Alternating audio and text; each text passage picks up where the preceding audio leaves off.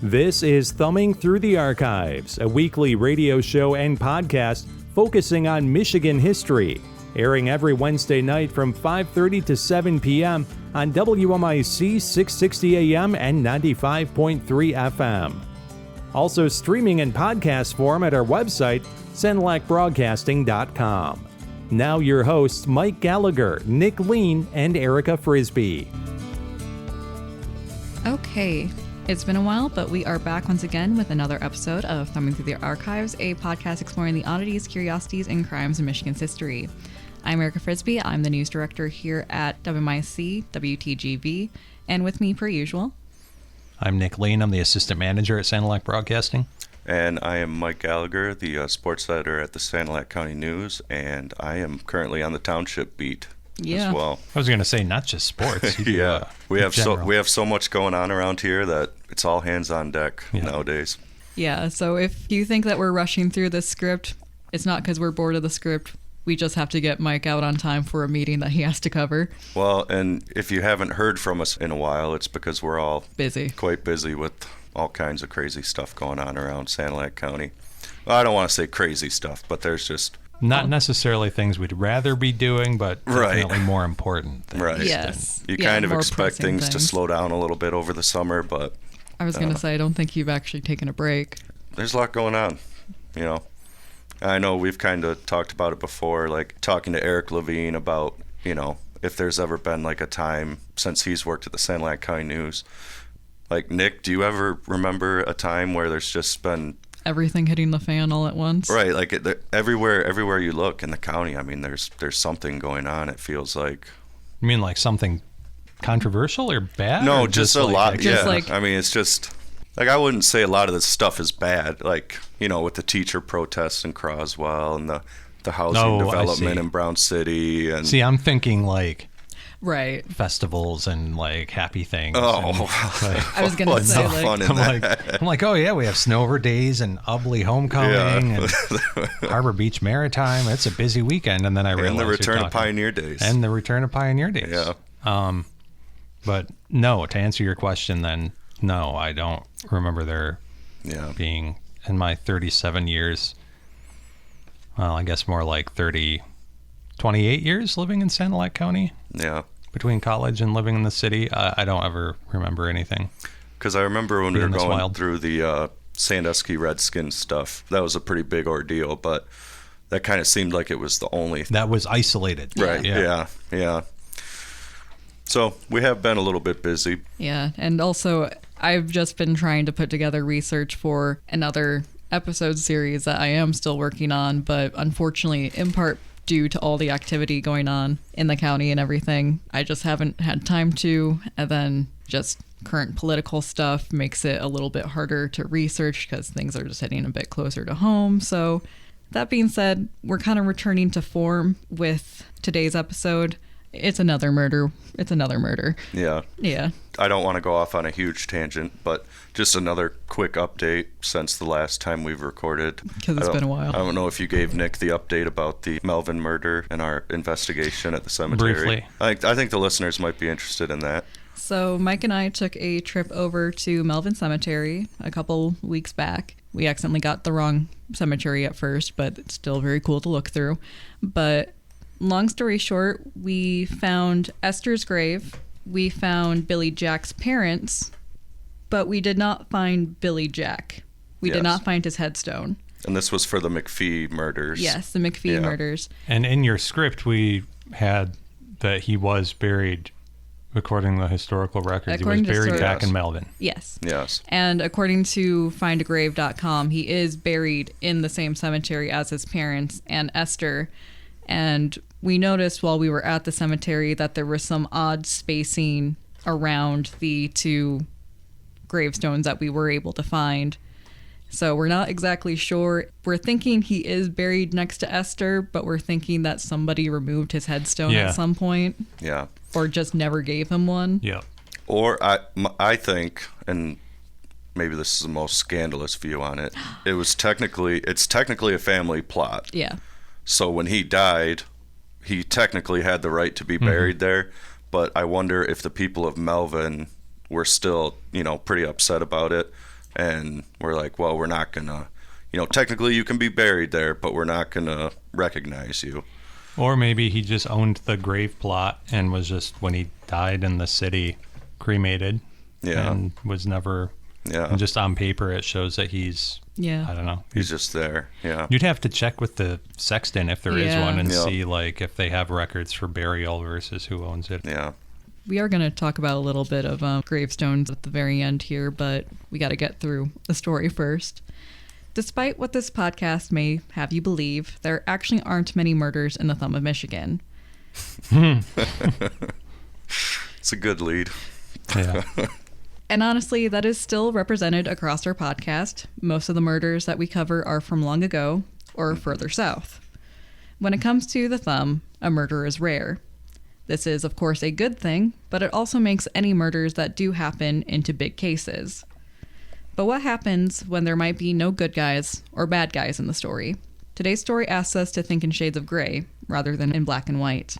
I hate these ones. Yeah, I was going to say, we've had a lot like that. No definitive. Yeah. Well, on the bright side, Speaking of the McPhee case. yeah, on the bright side, there is like a legal conclusion. The question is like, what was the motivators? It's not so much of like, did somebody kill somebody else? It's more so of a, why did this person die? Did they have a valid excuse to do that kind of thing? Right. Yeah.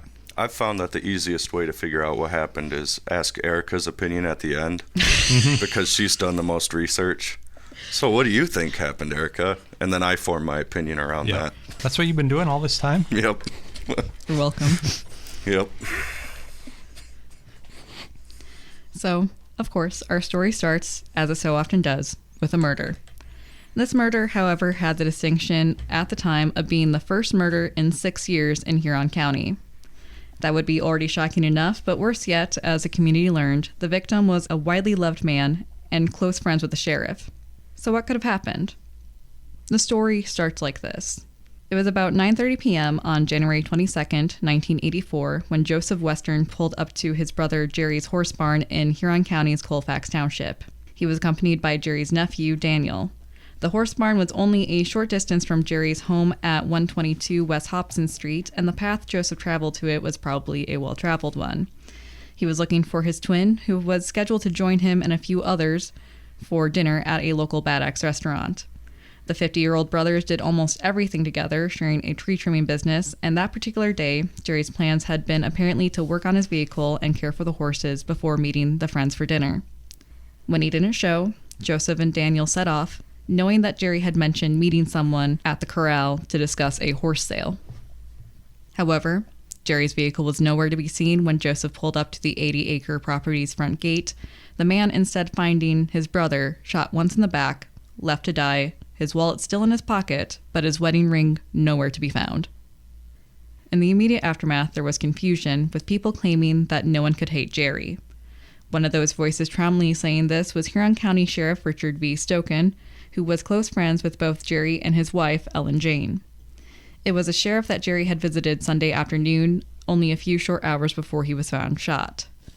Though Joseph found his brother at 9:30, the autopsy put the death closer to 7 p.m., around the time he was to meet with the horse buyer.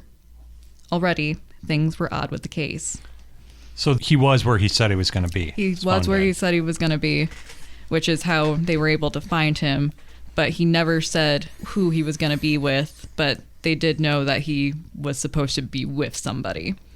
My first thought with his wedding ring missing was like maybe he was having an affair or something. Right. But he wouldn't have told them where he was going.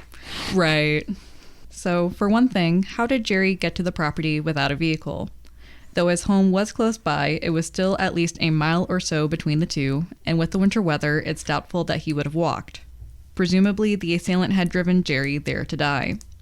The bullet seems to have been shot about 5 to 10 feet away, with it appearing that Jerry had been attempting to open the property's gate to let whatever vehicle through when he was shot. Troubling still was that the neighbors across the street had heard nothing when the shooting presumably happened.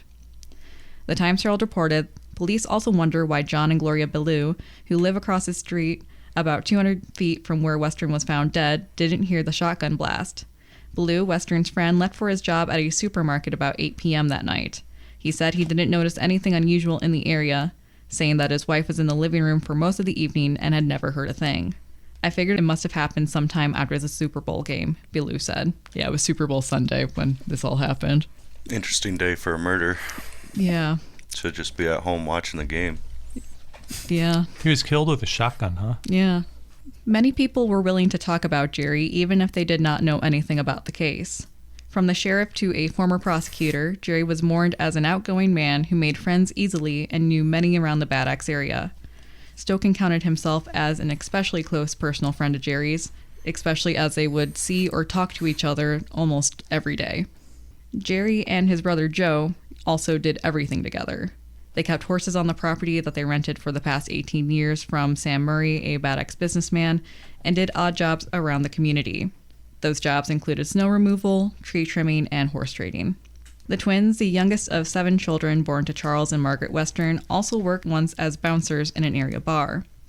Jerry was a big man, weighing 240 pounds and always wearing a hat.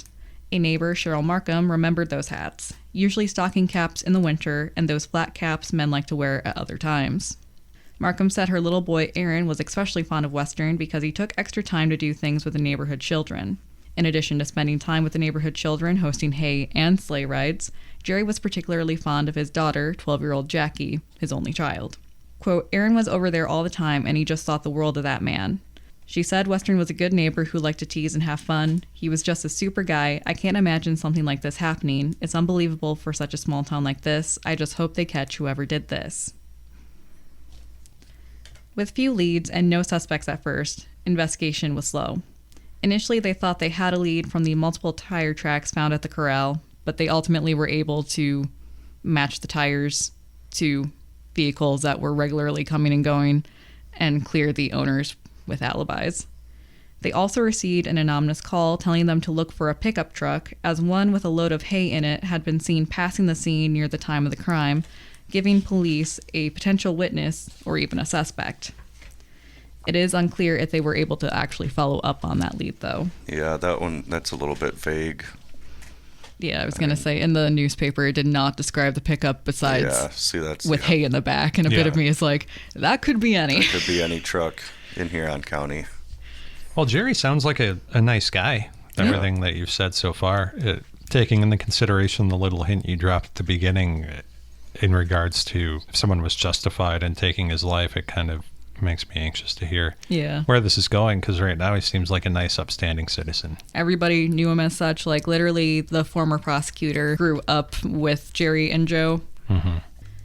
It was almost a month before police announced that they had 2 suspects. However, they were not in custody at that time. Then, on March 16th, 1984, the first of them, 51-year-old farmer Ralph Clayton Ross, was arrested and charged with trying to hire several people to assault Jerry Western in the months prior to the murder. Ross, a married father of 2 who also owned the Talk of the Town beauty salon in the area, allegedly tried to hire someone the prior September and November for $1,000 each to beat up Western, even asking an area hotel owner to do the deed. Like, he asked another businessman. Hey, Mike, what hotel do you think that was? So, even though no assault took place and no direct evidence tied Ross to the murders, the charges were still pursued as part of the investigation. It was the biggest lead that they had. Right. But why? Why would a family man, someone who helped needy families and played Santa Claus at Christmas, seek to hurt another prominent citizen? Unfortunately, the reason seemingly became clear in late April when 39-year-old Ellen Jane Western, so Jerry was 50, his wife is 39, she was arrested in connection with her husband's murder in April. Also arraigned in the case was Ross and another alleged co-conspirator. The arrest came after extensive investigation, with Ellen and Ross charged with first-degree murder and conspiracy to commit murder, while the other co-conspirator, a 32-year-old from Catesville named Michael Breary, was only charged with first-degree murder. My affair theory doesn't seem as ridiculous now. It's just that Jerry wasn't having the affair. Right. Investigators claim that Jerry was a victim of a $5,000 hitman murder committed by Breary for his boss, Ross, who was having an affair with Ellen. The Delta College student and father of 2 was hired because Jerry was allegedly beating Ellen, hence why Ross was first charged with conspiracy to commit assault and later murder, apparently escalating as Jerry's violence with his wife did. So investigators allege that Breary had lured Jerry out to the horse property by calling and claiming to be a potential horse buyer, picking up the would-be salesman on the way to the property. When Jerry got out, flashlight in hand to open the gate, Bieri made his move, shooting the man in the back once before driving off. Bieri was identified as a longtime friend and former employee of Ross's, and he later gave up the murder weapon to investigators. Well, can you remind me of the relationship between Ralph and the Bieri guy? So Bieri worked for Ross. Ralph Ross. Yeah. Okay. Ralph Ross. Not at the spa, to my understanding, but more like farm stuff. Right. And also, he was potentially a neighbor, too.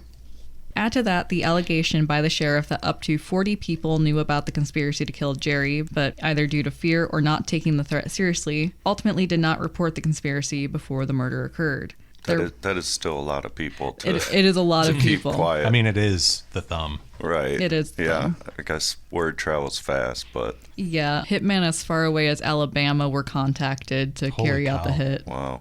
I feel like Alabama obviously is a very far ways Michigan, away, but I would imagine it would be pretty hard to find a hitman around here. Maybe I don't have the right connections, but... A real hitman, but it wouldn't be hard to pay someone enough money to take that risk. I was going to say, yeah. Because that's the other thing. When I'm reading Hitman, it does sound as if like they were trying to contact like somebody associated with the mafia or something like that. Right, somebody trained. No, Ross was literally going up to people that he knew. Yeah. And being like, hey, how much would I have to pay you to beat up a guy for me? Do you think that's how 40 people ended up knowing about it? Yes. Yeah. 100%. 100%. Because if it wasn't like, hey, can you do it? Then he was asking like women employees at the spa, like, hey, does your boyfriend want to make some extra money? So to be clear, he wasn't asking them to murder him. Not at first. When he first started getting he just things wanted rolling. To beat his ass. Yeah. He just wanted to beat him up, yeah. Because he was beating up his wife. Yes. But then he started... Because he was beating up more. his girlfriend, right? Yeah. And so as the violence increased from Jerry, Ross was motivated. He's like, I'm going to kill this guy. Yeah. Yeah. What do you think the number would have to be if somebody walked up to you and asked if you would beat someone up for him? Oh, I was going to say, do you get away with it or not? Thinking... No. I was going to answer to kill somebody. Well, it sounds like he's going up to people and asking if you would beat this person up for me. Right. And then it gets to the point where he's like, screw it, let's end his life. Like, I'm not thinking that he would come up to, Right. No offense to us, but we're not people that look like we're going to beat anybody up. But if he did, I don't know. I don't like hurting people. It'd have to be a lot of money. I was going to say, it would at least have to, I would say, it would at least have to be $40,000 because that's the amount of my student loans. Okay. There you go. Not that it matters, but do you think that's why people were turning him down? Because he wasn't... Because they had student loans to pay off? No. No. I do you think people were turning him down because he wasn't offering enough money, or they just weren't interested? They didn't want to get in trouble. Or was it a different enough time where, like... I think you're not going to get arrested for assault and bad acts, Yeah, I also think that, like, for instance, I kind of wonder, they never mention it, but I also kind of wonder how many people, like, agreed and then backed out once they found out who it was. Right. Oh, yeah. Because, like, if you just walk up to somebody and be like, hey, can you beat someone up for me? You may say yes, but then it's like, oh, can you beat up so-and-so for me? Like Mike Tyson for me? And it's like, no. Or this 250-pound pillar of the community who everybody knows and likes. And served as a bouncer for a bar. Right. Because I can't imagine he was just going up to random people. Like, no, he was going up to, at least going up to people that he thought would be interested in doing it. Yes. My whole thing, too, is even if I knew that in this situation I could beat the guy up and not lose my life and that I would get away with it, I just wouldn't want to. That sounds like a lot of drama. It does. Like, you're now stuck in this weird love triangle affair situation. And then if you don't kill him, you have to live with the fear of him coming back to beat you up for the rest of your life. And I was going to say, and Jerry Western probably was a very scary guy to have coming after you. Yeah. It just seems bizarre to me just going, I mean, when you think about hiring a hitman or, you think of more secretive type dark web, like dark alley. Yeah, no, literally Bieri got asked at a New Year's Eve party. Yeah. Yeah. It's like the Tiger King. He's in prison for the rest of his life for hiring or trying to hire a hitman, but it was just like a random dude. Right. I think in most cases that's what it is. It's not someone 100%. It's never a professional. Unless it's organized crime. But. Right. So one of the people who knew about the conspiracy, in part because Ross seemed to be a bit of a loudmouth. Mm-hmm. So Ela Langley was working as his receptionist at the spa, which is where he had met Ellen. Ellen had come in as a patient, and they had started their affair that way and used the spa as a rendezvous point and a meeting point. The spa in Bad Axe is just such a weird concept to me. I think it's maybe more like Caseville area, but it's still kind of weird. Mm-hmm. But so she testified in exchange for immunity on a charge of conspiracy and provided testimony to the affair between Ross and Ellen, as well as their planning of the murder, with Ellen visiting the spa up to 3 times a week and even exchanging holiday gifts with her affair partner. According to the receptionist, talk of killing Jerry began in September when Ellen suggested getting poison for horses and administering it to her husband. What? I don't know. Like, it just seems not ironic, but why would she have to... Well, he has horses. We could get horse poison for him. Yeah. There were also discussions of poisoning Jerry with horse heart dewormer. Yeah, see, why does it have to be horse stuff? She's been thinking about this for a while. Yeah, yes. Maybe she just hated the horses or something. Seems like a very convoluted way to get rid of them. Yeah. They even discussed orchestrating a hunting accident. That's the way you do it. Yeah. Yeah, especially in this area. Yep. When it came to hiring someone to do the deed, according to Ross, there was apparently no price too high, with Ellen promising to pay half. Though the sordid business was apparently delayed to allow Jackie to enjoy her 12th birthday with her father.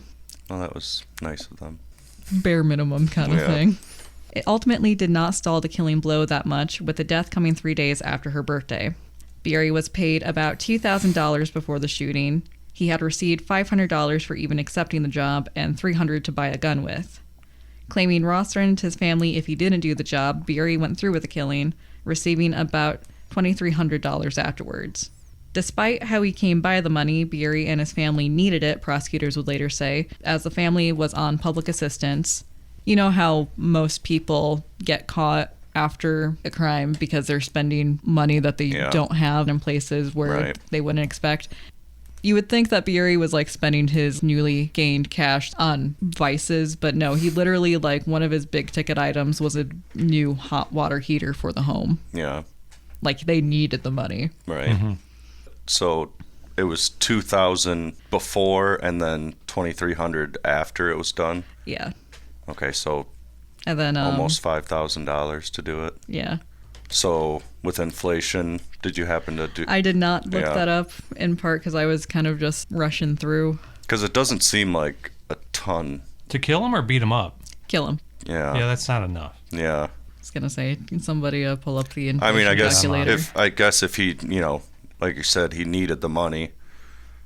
To give you an idea of how far this stretched, though, like a brand new hot water heater, he bought it for under $400. Wow.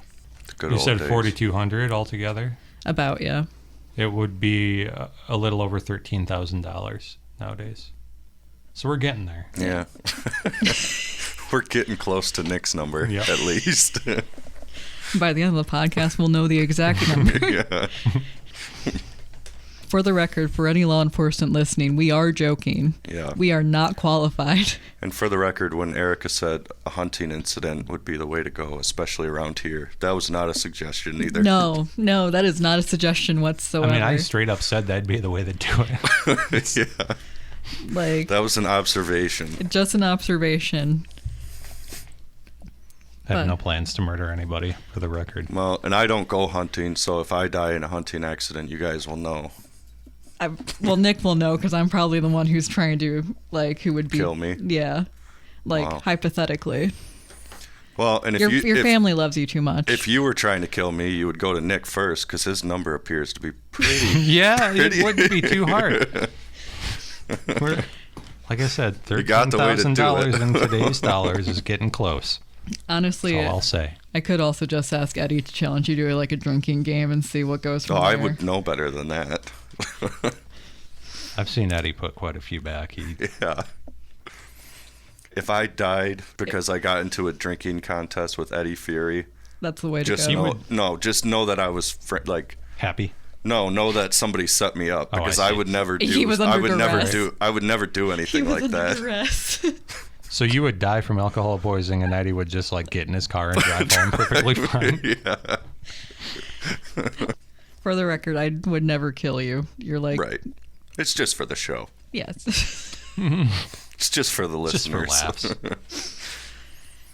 I feel like I have to make it clear that I wouldn't kill you because your family does listen to this podcast. Well, and that's also something that somebody who was going to kill somebody would say. Yeah. So, He's I mean, right. it doesn't really matter what you say. Like, For one thing, I believe you, but it is also something that somebody would say if they planned on killing somebody. well, for one thing, at least you can know that your death's not going to be coming anytime soon because we're not married, so it's not like I stand to gain any kind of insurance that I placed on you. Yeah. Now, was and that you a- don't have $13,000. Not to pay Nick, no. I never said that was my number. I know. Was that a factor for Ellen? Is it Helen or Ellen? Ellen. So was that a factor for her too? I mean, are we getting to that? Yeah, we're coming. Okay. So for her part, Ellen remained quiet, asserting her innocence and claiming she had been at home with her daughter when the murder occurred. The three were arraigned in circuit court on Friday, May 8th, with probate proceedings opened for Jerry's estate about 2 weeks later. 3 days before trial dates were set for the three suspects, a petition for authority to commence a wrongful death action was filed in probate court. It was decided on June 29th that Ellen and Ross would face the jury in September, while Bieri was scheduled for August 20th, a test case, it appears, for the complications to come. And we'll take our break right here. Stay tuned, hour number 2 of Thumbing Through the Archives, coming up right after your top of the hour news and weather, right here on WMIC 660 AM and 95.3 FM.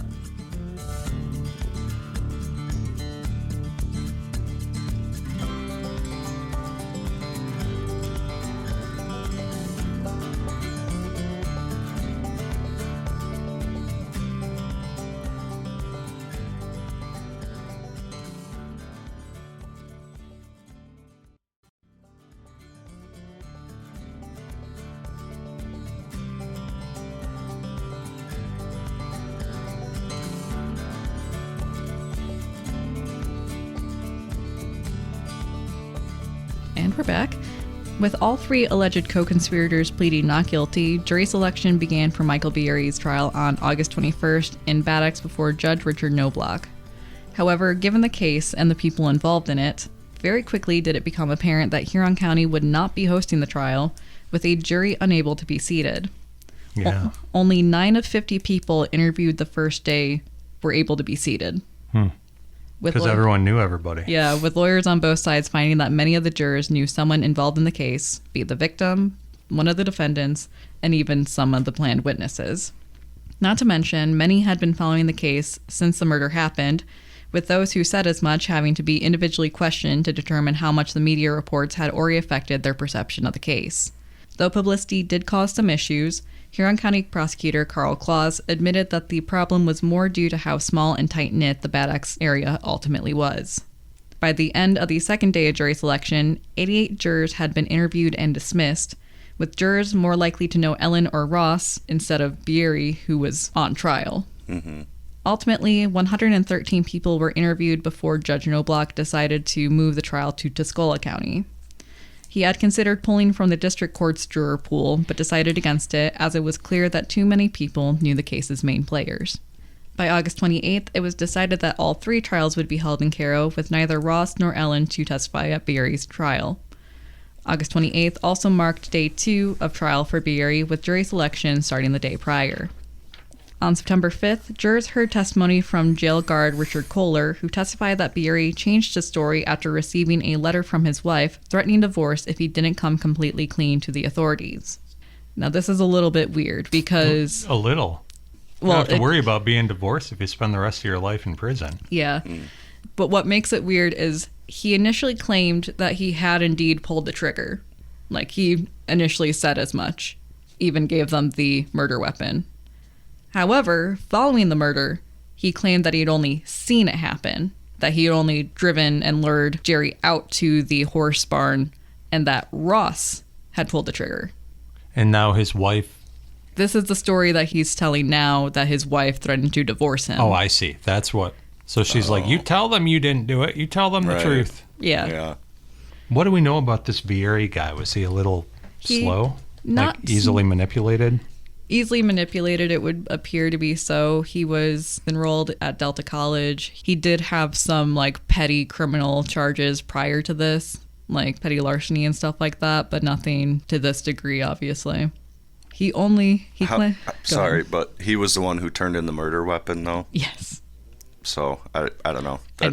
It doesn't help his... Oh, just wait. Yeah, wait. okay. So, like, to explain away the fact that he had the gun to give to the police, he claimed that after shooting Jerry, Ross had given Bieri the 12-gauge gun to dispose of.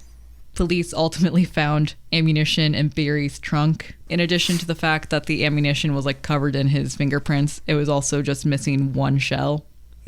So, doesn't look good. Right.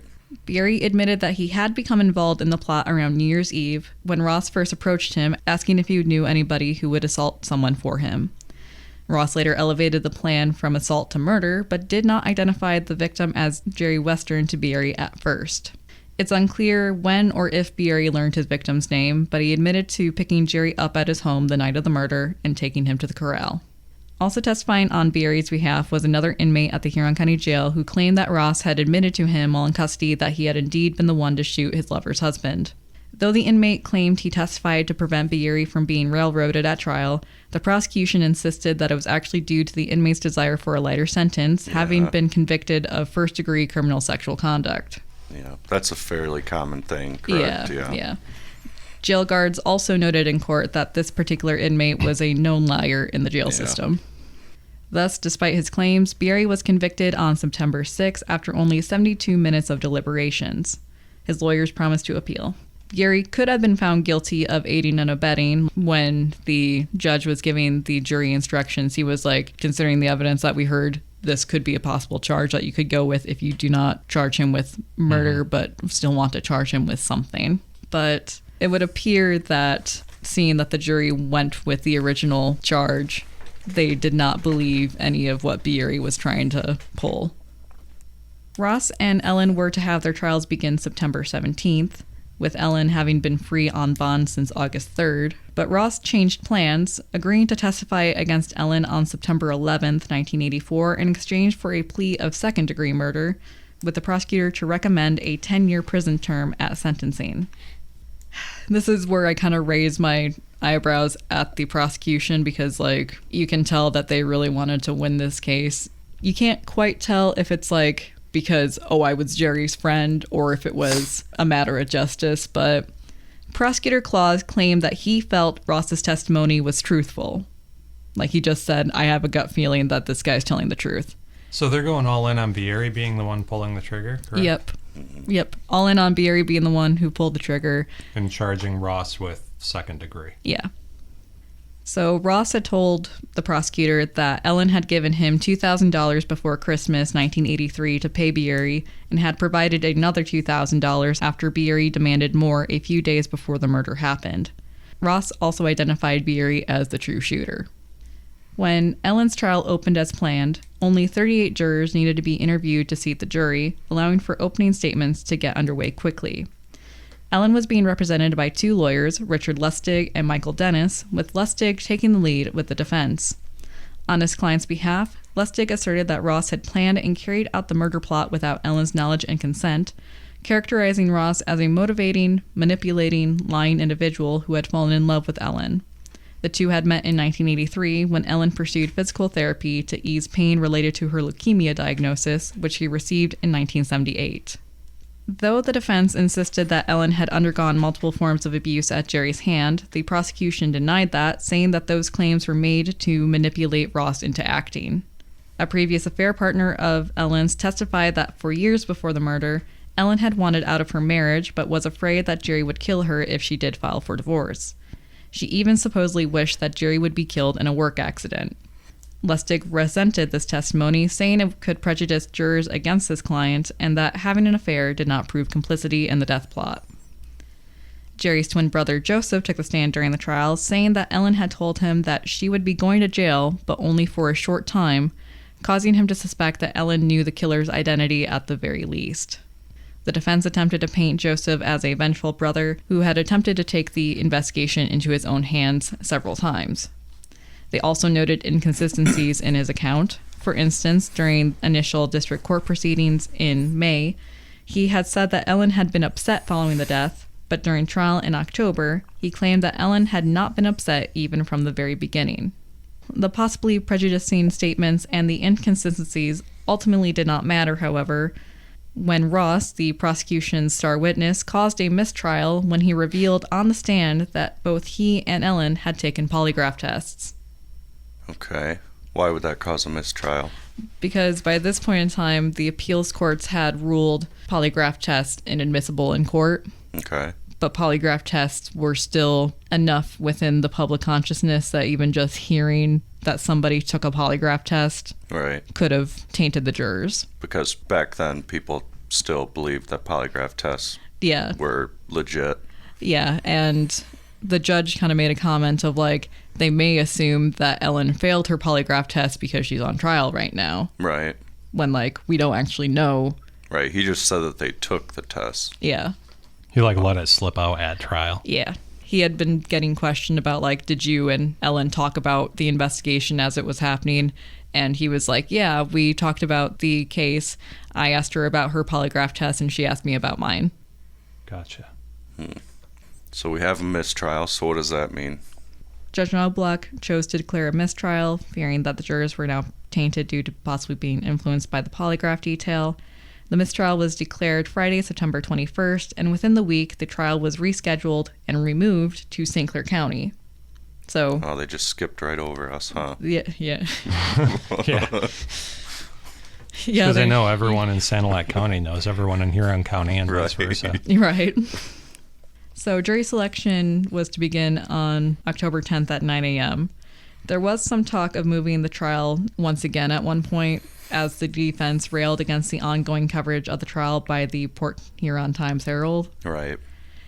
Ultimately, though, the Times-Herald coverage was kind of deemed inconsistent enough, at least like timing-wise. The details were consistent, but it didn't come out weekly. Like, there wasn't follow-ups weekly. Right. It was more like maybe monthly.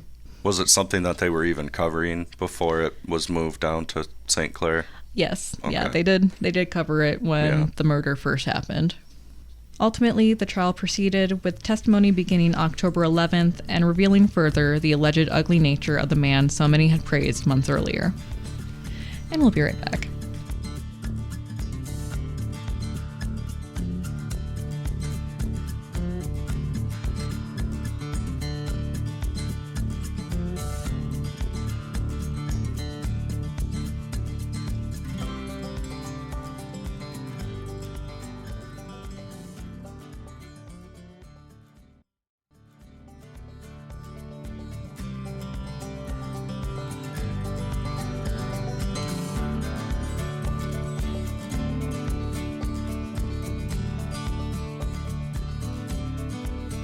So, to introduce Ellen a little bit more properly. Ellen Jane Western was born to Eugene and Dorothy Gaynor on December 28, 1944, with her parents later divorcing. It is unclear if both remarried, but we do know that Ellen grew up with one brother, 2 half-brothers, 3 half-sisters, 3 step-brothers, and 1 full sister. Eugene was the owner of Bad Axe's largest meat packing business, with Ellen later working as a manager at the plant. It is unclear how Ellen met Jerry Western, but they apparently met when she was 14 and he was 26. I would say it was different times, but because it usually applies to some of these the 11-year that we do, but 11-year age gap didn't seem that bad when you said it earlier, but under those circumstances. Yeah, I think you were waiting to drop the bomb. Yes. Yeah. Okay. Yeah. They met when she was 14 and he was 26. Though the two would not marry until Ellen was 27 in 1971. Well, did they meet or did they? They met when she was 14, and then in 1971, when she was 27, they married. Right, but were they dating all that time? It would appear from her dad's comments that the romantic relationship began shortly after they met. Mm-hmm. with Eugene saying that his daughter was easily swayed by the older man. Mm-hmm. She was at least in the relationship for over 20 years, I think it was reported. So you hope that he waited until she was legal, but at the same time... That's not usually that didn't happen. What happens. Yeah. It is unclear when the abuse first began, but Ellen alleged that it became much worse after her leukemia diagnosis in 1978. Still, despite the diagnosis and her home life, Ellen continued to be involved in the community, taking part in horse shows, auctions, and local fairs. She even set a hunting record in 1982 when she snagged a 22-point buck. Wow. Oh. Wonder if that record still stands. I did not check, Probably honestly. not, but... So it was March 1983 when she met Ross, beginning a sexual relationship with him following her first appointment at the spa. Though Ross seemed to value the sexual part of the relationship, noting in his testimony that after a stroke in 1974, he had struggled in that area until his affair with Ellen, which a bit of me is like, cool dude.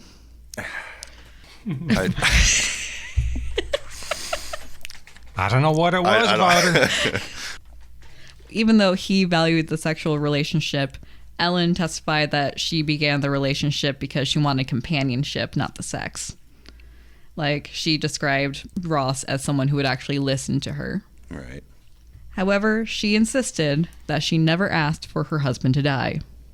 During opening statements in October 1984, attorney Richard Lustig would assert that Ellen was subjected to abuse by Jerry's hands, with Ross testifying as well that Ellen had told him about the physical, mental, and sexual abuse she suffered from her husband.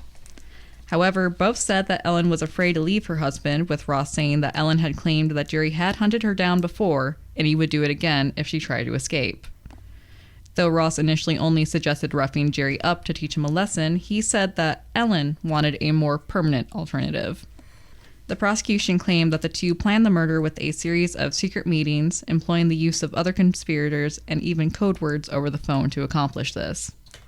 Part of the abuse was that Jerry allegedly forced Ellen to have extramarital affairs just to tell him all the details. She said that she would fake most of the affairs and just feed him a line of bull. She said, I would go off to meet somebody, but literally sit in a parking lot of a grocery store in the next town over for an hour, come back, and he would ask me a bunch of weird questions, and I would be like, why are you like this? From the get-go, the defense was she's no angel, she had affairs. Mm-hmm. But for some reason, it definitely does seem like she's trying to paint herself in the best possible light. She doesn't want people to think of her as being unfaithful or right, sleeping around. Especially with how well regarded Jerry was in the community. It's very understandable why she would. Yeah, of course. But at the same time, all of that is essentially irrelevant. Yeah. So she would fake affairs, but she did eventually have an affair for real with a truck driver she possibly met through her work at the meat packing plant. She also claimed that Jerry would pull guns on her and had broken her muscles. Didn't exactly say how. Mike, you're a sports guy. Can you break a muscle? You can tear a muscle, right? Right. You could tear a muscle, yeah. It's just a different way of saying it, I guess. Yeah. From what I understood, it was kind of as if, she was already weak from the cancer, and so, You grab her too hard. Right. That is more so what I got, but they never fully explained that turn of phrase. I've just never heard it said that way. Ellen said it that way, which is part of the reason why it's extra more confusing, because it's right. Please elaborate. Mm-hmm. Yeah, that is kind of a weird way to say it. So when Huron County Sheriff Stoken was called to the stand, he testified that he became aware of disagreements in his friend's relationship about 6 months before the murder. He did admit to seeing a physical altercation between the two in August 1983, but he said that Ellen had pointed a loaded shotgun at Jerry, and Jerry had responded by pulling the gun away and throwing his wife over a picnic table. And the sheriff apparently didn't do anything. Yeah. And she has leukemia during this time? Yeah. I mean, even if it's, his friends, he still kind of has a duty to... Yeah. Yeah, no, Stoken... do something. Yeah, Stoken is not... It's weird to say that I have a least favorite person in this case, but if I did, it's Stoken. He could have nipped it in the bud right there, maybe. Yeah. He could have done a lot more, especially since he claimed that he was close friends with both people in the couple. Right. He witnessed that altercation, and though Ellen was considered a suspect immediately after the murder occurred, Stoken claimed that they had both cried together when he took her statement the day after the murder. When he asked if she knew who would have possibly pulled the trigger, Ellen claimed that it was probably her father or her brother. I don't know how I would feel if I was one of those two family members hearing that in the courtroom. Right. Stoken claimed that this meeting was the first time Ellen had told him that Jerry had been abusive. Even though he witnessed it. Well, he witnessed an altercation, whether or not... I would say technically that wouldn't count as Jerry being abusive. I don't know. It's a very weird situation. Like if someone points a shotgun at you, like obviously can you throw yourself. them across a picnic table? I was gonna say, like, pulling the gun away, like getting the gun from her, that was fine. Throwing her over the picnic table was unnecessary. When your friend, who is the county sheriff, is there. Yeah. Right. Also, like that's right. But she was the one who said it. Reread what she said that. She said it was the first time. So Stoken claimed that this meeting, like the meeting where he took her statement after the murder, was the first time that she told him directly that Jerry was abusing her. Okay. Also at this time, she allegedly denied the affair that she was having with Ross. Right. For her part, when she testified on her own behalf, Ellen claimed that the sheriff had refused to talk to her the night of the murder, allegedly telling her that he didn't talk to her that night because he wanted her to suffer for what she did. Even as Stoken allegedly urged her to confess, telling her that the state police would be much harsher with her than he was, Ellen denied involvement. On the stand, she would go so far as to say that the prosecution witnesses were all lying, and that, despite the abuse, she loved her husband. So why did Stoken think that she did it? Or she was saying that Stoken said that? Yeah, she was saying that Stoken told her to confess. Yeah. So the abuse was allegedly brought on by Jerry's jealousy, with Ellen saying that she was beaten and kicked at least twice a week for the year leading up to the murder. Furthermore, when they would return from her doctor's appointments in Detroit, Jerry would allegedly stop by topless bars on the way home and force her via threats to dance on a table to entertain him upon returning home. This guy's a piece of work. Yeah. Assuming that's all true. Assuming that's all true. I was going to say, we don't want to defend the guy by any means, but this is all being said after he was dead. Right. And no one heard anything about it until... she said something. Right. And she was also friends with Stoken and never mentioned any of it to him until after. That being said, Stoken seemed to be more of Jerry's friend than Ellen's, so I can also see why she wouldn't necessarily go to him. Right. That being said, there's something still weird here. Right. It's a weird thing to do. To my understanding, she was describing it like I wasn't able to provide him like sexual gratification like he was demanding, so to punish me on the way home from my cancer appointments, he would stop at topless bars and force me to go in with him. Then once we got home, he made me get up on the table and dance like the girls at the bar. Oh, I thought you meant he was making her do that at the... No. Yeah, still weird, but a little bit more insidious once you realize the... Yeah. A lot going on here. Allegedly.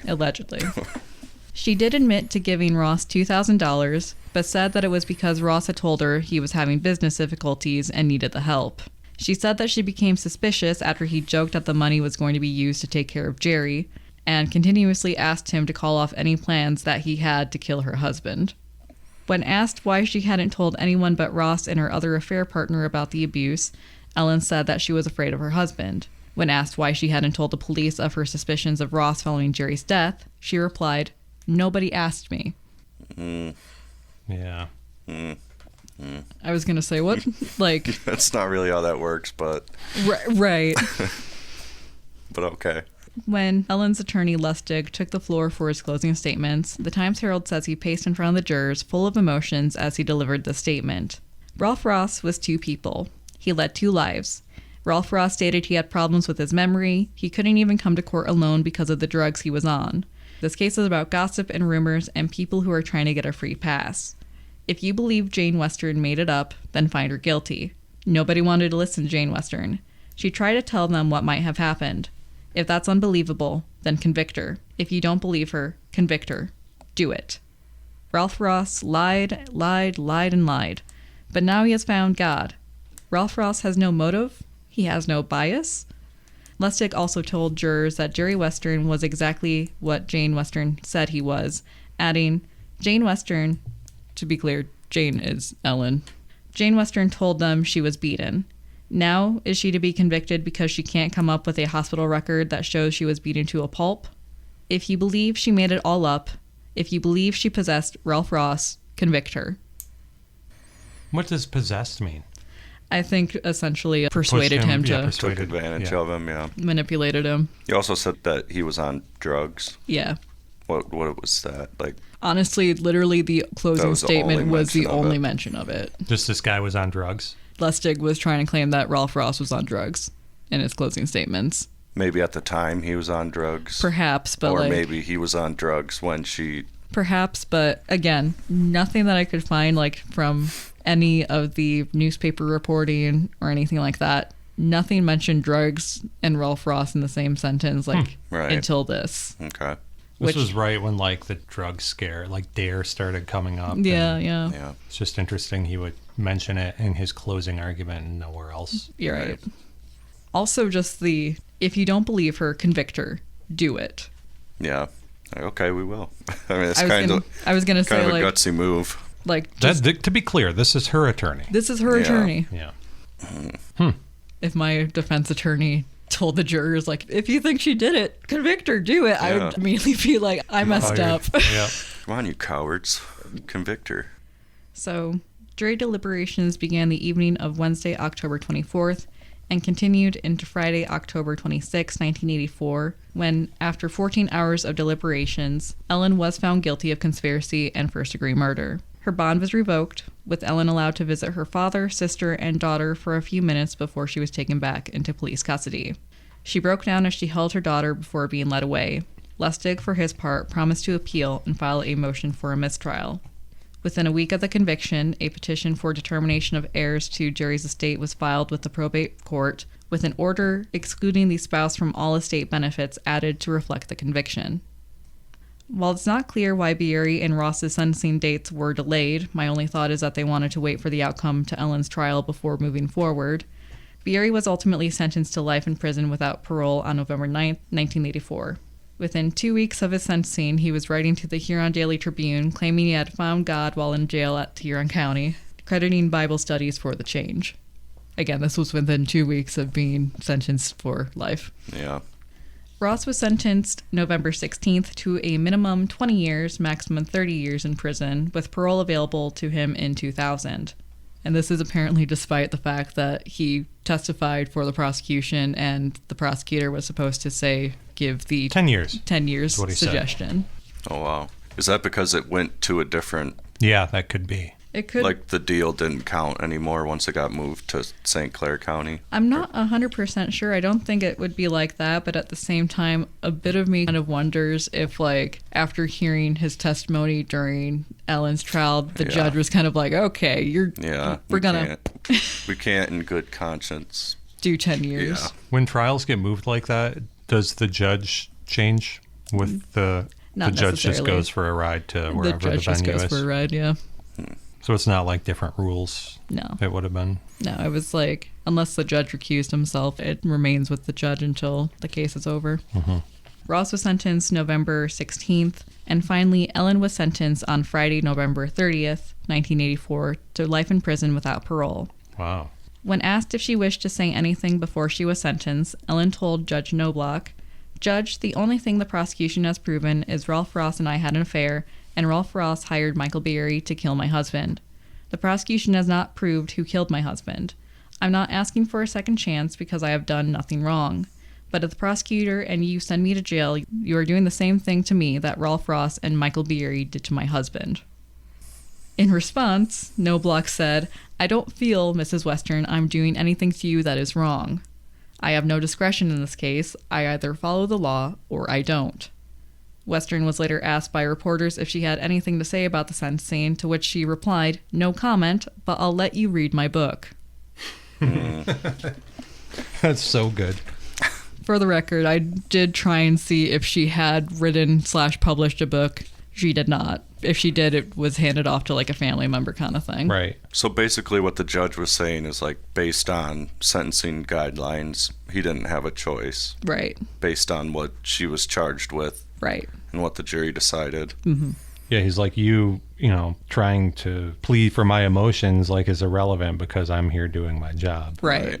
But it does seem like a pretty harsh sentence. It does. It surprised me. Yeah. And technically, she was kind of right. I mean, did they ever prove who actually... I know Ross said that... I know he changed his story and everything, but... So, yeah, why did Ross get... it just seems to me like they both orchestrated it. What was it that was different about her situation? That she didn't squeal. Right, she didn't plead guilty. Okay. Gotcha. So, though her attorneys asked for Ellen to be let free on bond pending her trial appeal, citing her failing health, that request was denied. Still, attorneys continued with the appeal, with Lustig commenting in June 1985 that there was a good chance that the appeal would succeed, citing how Ross had changed his story in an attempt to mitigate his sentence. Ross, who had not mentioned anything during trial about being threatened by Jerry Western, claimed in March 1985 at a post-trial hearing about his sentencing that he had indeed been directly threatened by Jerry. Furthermore, he insisted that his sentence exceeded the plea bargain terms discussed prior to his guilty plea and that he had expected only 15 to 20 years. However, his sentencing was reaffirmed in January 1986. While it is not clear when Ross was released from prison, it appears that he passed away on April 5th, 2010, at age 77. Ellen Western would not have the same luck.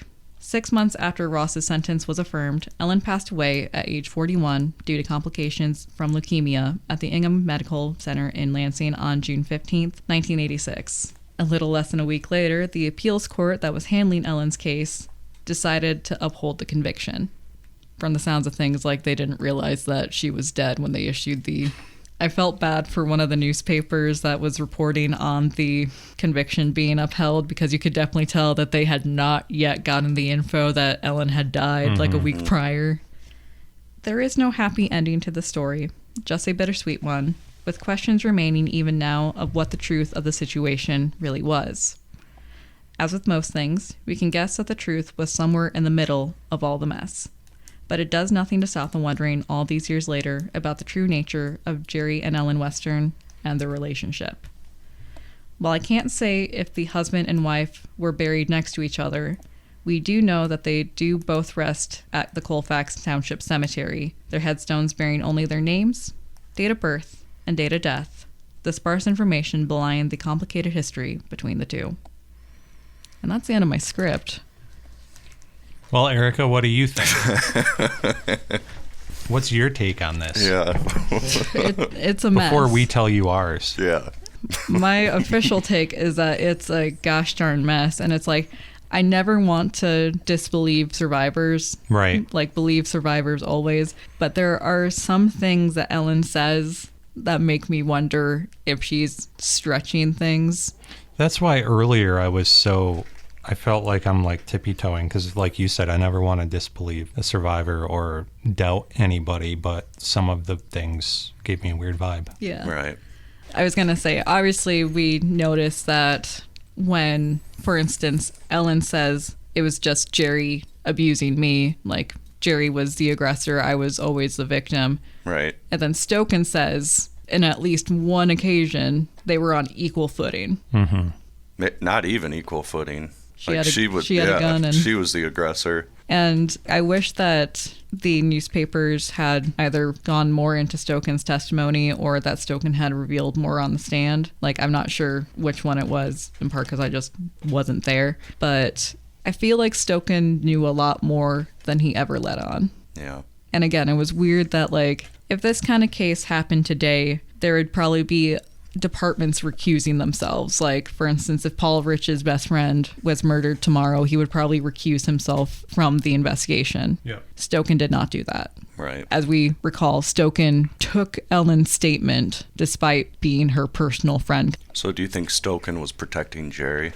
Yes. Okay. Because even though he saw that incident, like, he still knew that there was more to the story. Yeah, and it'd be interesting to see a transcript of him on the stand and see if they pointedly ask him if Jerry abused her. Right. And if he says no, or if he just omitted that and just chose to give the examples he had of her being the aggressor or them being on equal footing. Right. Like, because there's sometimes, at least, where, like, even if they're a defendant, you can tell that they're being trustworthy. Nobody in this case is trustworthy. Right. Yeah. Like, you're right. That's a really good point. Like, because Bieri showed that he was willing to change his story.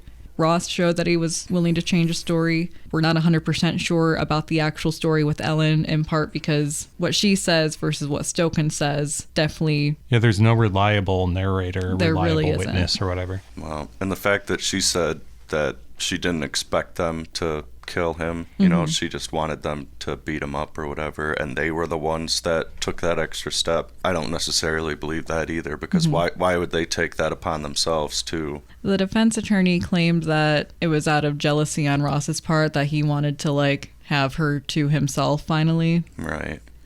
If that were the case, didn't you say something where it was painted that Ross was more into it for the sexual relationship? He was more into it and for the sex, and also he was still, like, both of them were married. Like, they were still Right. like married, and from my understanding, Ross never wanted to pursue a divorce with his wife. Like, he was It was happy like a with purely just physical yes, thing for him. So why would he feel, right, if he didn't have feelings for her, why would he feel motivated enough to escalate it to murder? right. Whereas Ellen on the stand went so far as to say that she fell in love with Right. Ross. Right.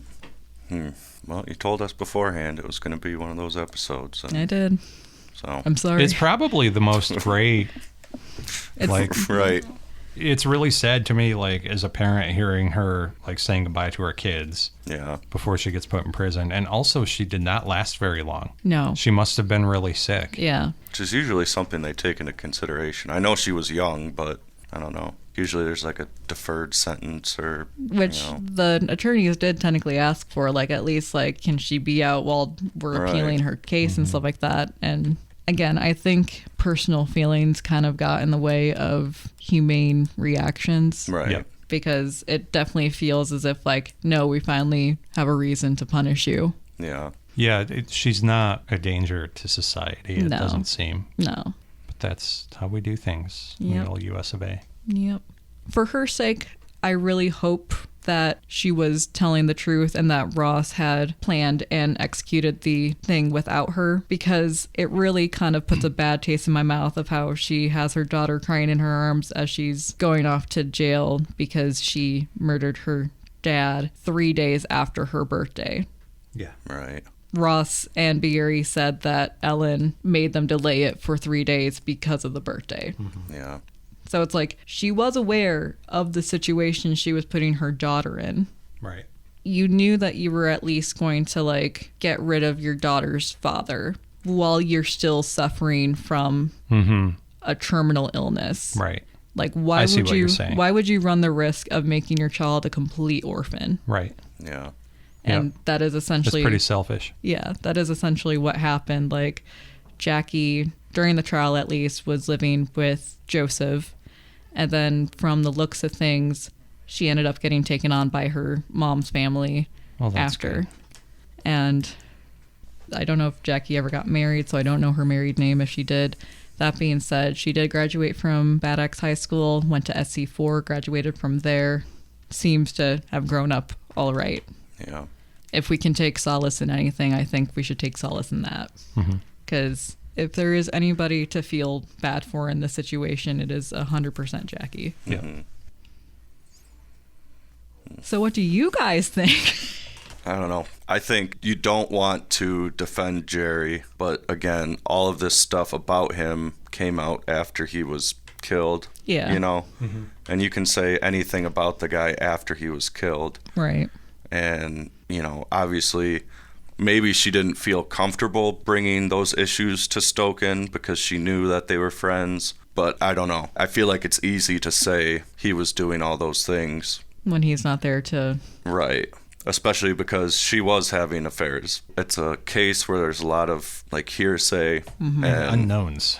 Yeah, because the other thing is we don't know what she wanted them to do to him, because she claims that she only wanted them to beat him up. Well, Ross says, no, I wanted to beat him up, but she wanted to kill him. Right. So which one was it? I mean, I think the fact that he initially asked for $2,000 and then asked for more money, that kind of makes me think that she asked them to murder him.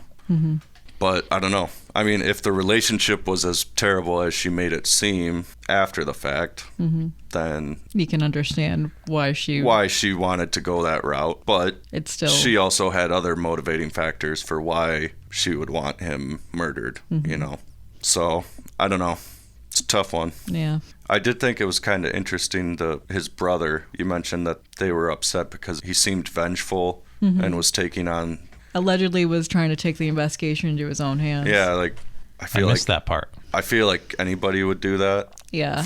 They were twin brothers, right? They were twin brothers. I mean, youngest of 7 or 8 kids. Yeah, like, I don't see how that's vengeful, you know. Also, why is that even an issue? Again, Lustig was trying to paint everybody who was against Ellen in the worst possible light. Right. Which is, again, part of the reason why, despite no mention of drug stuff by anybody else throughout this entire thing, it ends up in his closing statement about Ross. Right. Right. I think the strip club story is pretty bizarre.